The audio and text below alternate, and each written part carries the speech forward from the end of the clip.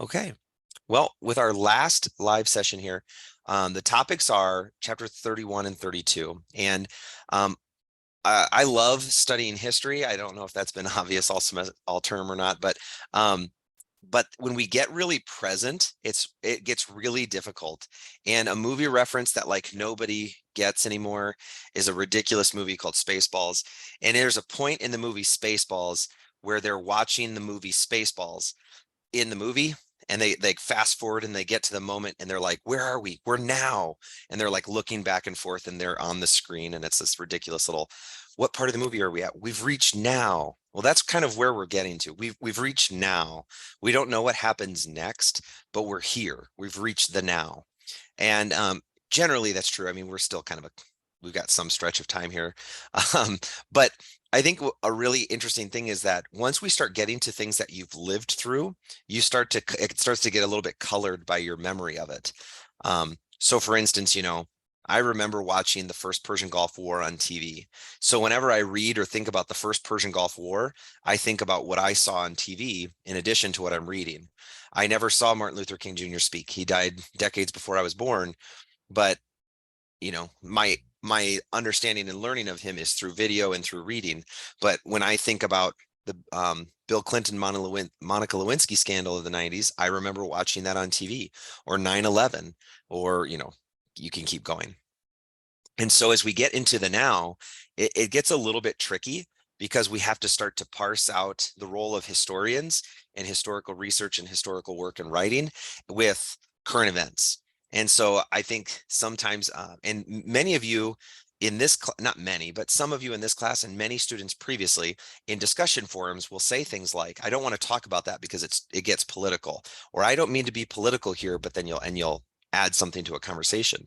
And I say it and I say it and I say it, but history is not political. History is what happened. Politics is our study of power, control, and influence. And so political would be like using what happened to some kind of advantage or perspective. So it's like what you leave out of history, or what elements or aspects we focus on. Well, as we reach the present, it actually kind of is political because, for instance, when we talk about the response to the recession of 2008, well, Joe Biden was the vice president. When President Barack Obama was elected in the fall of 2008, taking office in 2009, like that is current, right? Like that's the same guy, so it changes things a little bit because we're talking about what's going on now. So it does get a little bit tricky. So in chapter 31, though, I think what we can do is, instead of saying, whereas usually in history we think very cause and effect, we think, okay, we know that US was getting ready for World War II. We know Pearl Harbor happens. We know the US enters the war, and right, we know the cause and effect. We can see the chain of events. So instead of thinking of the cause and effect relationships that we normally do, because it's so hard to know the effects and what the next dominoes are going to be, we want to instead think of these chapters 31 and 32, as context. This is what's going to help us better understand our world around us. We can make predictions and we can make inferences and we can make guesses about what might happen next, but we don't know, of course. So when we're reading chapters 31 and these different topics like demographic change in America, that's helping us better understand the world around us. So right now, and again, we're not interested in the politics. We're not interested in the cause and effect. We're worried about the context here. Right now, we know that there's negotiations going on with the debt ceiling in our federal government at the federal budget level. And we know that over the last 25 years, roughly, the national debt has grown and the deficits have grown under Republican and Democratic presidents. And we know, right, we can kind of do all this stuff, and we can do the demographic change, and we can say, we know that there's what's called a graying of America happening. That baby boom generation is getting older and older. So like my parents are baby boomers. They're in their 70s now. They're retired. So that baby boom generation is graying. So we know those things are happening. That's the context for the debt crisis we're in right now, or the balanced budgets, or the um, um, um, reductions in the national debt that we see in the 90s under Bill Clinton, and that we see up until essentially 9/11, which is at the very beginning of Bush's presidency. Those good economy, good national deficits and balanced budget things we see, we know that, well, we're going to have 20 years of war basically that's going to eat away at that. And then we're not only that, we're going to have the Great Recession. And not only that, we're going to have the coronavirus. And so we have these three cataclysmic events really that are going to eat away at that balanced budget. But that's context for where we are now. And the grain of our population is context for the debates around Social Security, Medicare, Medicaid. So we can use all of that not to know what's going to happen or even maybe to explain what's going to happen or predict, but we can use it as context for better understanding what's going on around us. Another good example of this is with culture in the media. Obviously, when we're reading about culture in the media and mass media, mass culture, the internet is emerging in our textbook. Well, it didn't know about TikTok or it didn't know about whatever, but we can use that as context to better understand the emergence of mass media, mass culture, social media that's going to take place starting in about really there was MySpace and stuff, but really with Facebook in the early 2000s is where that stuff's going to take off. So again, it doesn't tell us what's going to happen next with TikTok or whatever, but it does give us context for that kind of growing understanding. The exponential growth in internet access is going to change home life, work life, school. Obviously, you guys are going to school online. Like that's a radical transformation from what used to be called correspondence courses. I never took a correspondence course. I'm not that old, but a correspondence course, the early distance learning was literally they would send you a box, like a version of it. They would send you a box and it would have your textbooks and it would have your essays and you would do everything, put it back in the box and you would ship it back, or you would mail things back one at a time to meet deadlines. Like same idea as Cengage, except instead of having to have login issues and stuff like you dealt with, right? You had mail issues.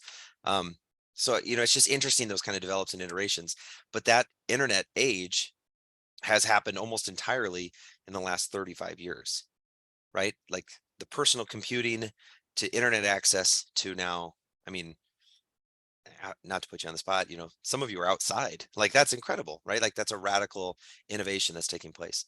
Okay, then in chapter 32, it talks about this idea of a time of hope and fear.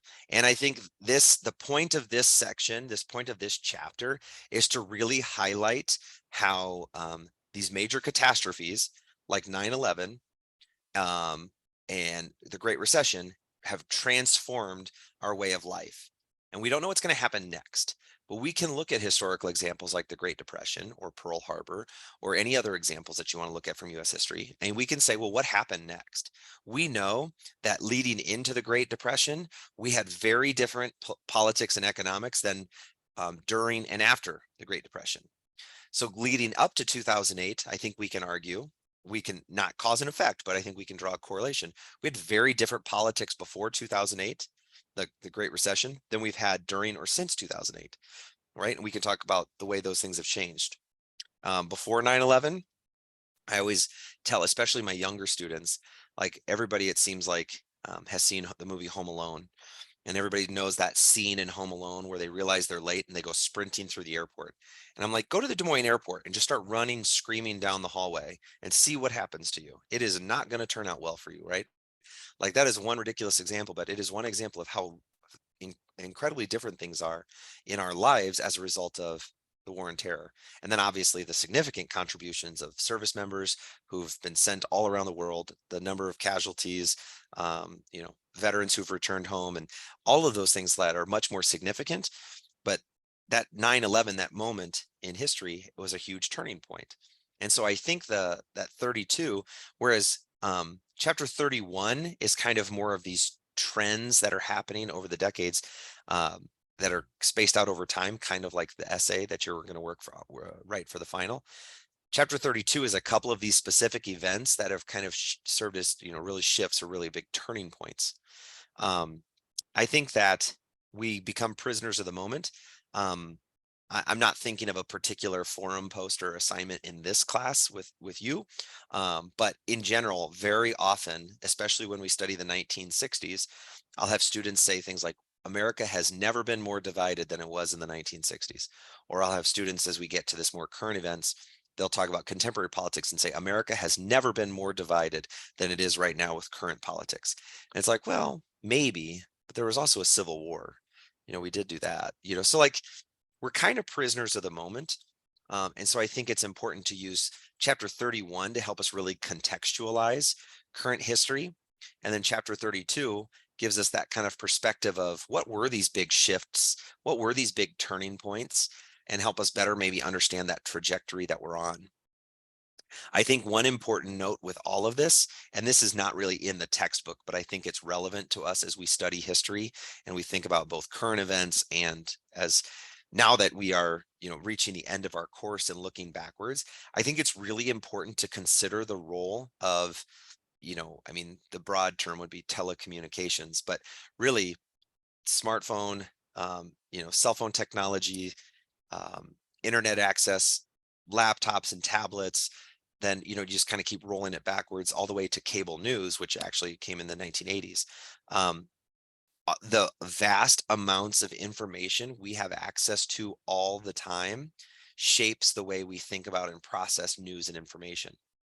It's really important to remember, like when World War II happened, people didn't turn on the TV every night to their favorite news source to find out what was going on.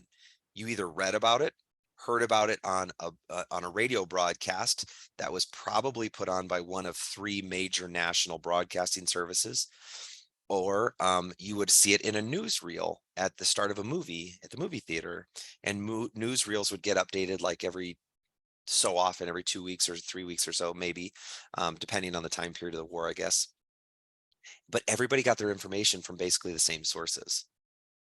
So it's harder to have political polarization and political disconnect if we're all hearing the same things. We might disagree about it, but if we are all listening to the same national radio news or the same, then you get into the 50s and 60s, the same TV news, it's harder for us to disagree and argue, right? I mean, it's different. Today, you know, I got off work, I my phone, I pull up my phone and whatever I see headlines about, a New York congressman's been indicted and whatever, like I see like very specific snippets of news. I don't always have the fuller context. And then I come and I talk to my wife and I'm like, oh, did you see that? No, she didn't even see it. She like, because our news sources are so, and it's not that my wife and I disagree, or it has nothing to do with algorithms or anything like that. I'm not even going down those rabbit holes. Um, it's because our news is so um, widespread, constant, perpetual that you, depending on who you are, it shapes where you get your news, when you get your news, what you even hear about. And so it's so much easier to have that polarization and volatility when all of us are only partially informed all of the time. And so I think that like helps us understand history a little bit because, the nightly news, when my dad was in the Vietnam War, my grandparents would turn on the nightly news. There was basically one source of information. The different channels were all saying basically the same kinds of things. Those were kind of institutions of information. And then over time, the news has gotten so bifurcated that, you know, my parents or whoever only watch one news channel. You only watch the other news channel, or, and I'm oversimplifying. And so now it's like there's different realities. So I think that helps kind of reflect the context. So as it talks about political polarization and political volatility, I think that's a really important thing, is this kind of split, because like statistically, America is not more divided politically. The Republican Democrat split is not more severe now. Electoral politics are not more nationally, are not more divided now.